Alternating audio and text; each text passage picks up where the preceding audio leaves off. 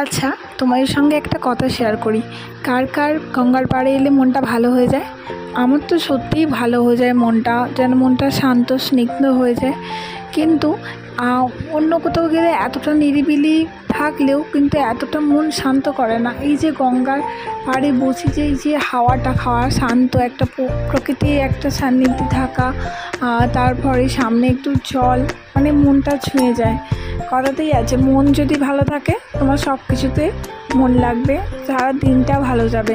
তাই তোমাদেরকেও আমি বলবো, তোমাদের যদি কোনো কারণে মনের মধ্যে কোনো অশান্তি বা এর কিছু অসুবিধা হয়, তাহলে তোমরা অবশ্যই একবার করে নদীর পাড়ে এসো, তোমাদের কিছুক্ষণ বসো, সময় কাটাও। কোনো প্রিয় মানুষের সঙ্গে আসলে তাদের সাথে সময় কাটাও, তাদের সাথে মনের কথা শেয়ার করো। তাহলে দেখবে তোমাদের জীবনের সব প্রবলেম, সব ধরনের অসুবিধাগুলো ঠিক হয়ে যাবে। ধন্যবাদ।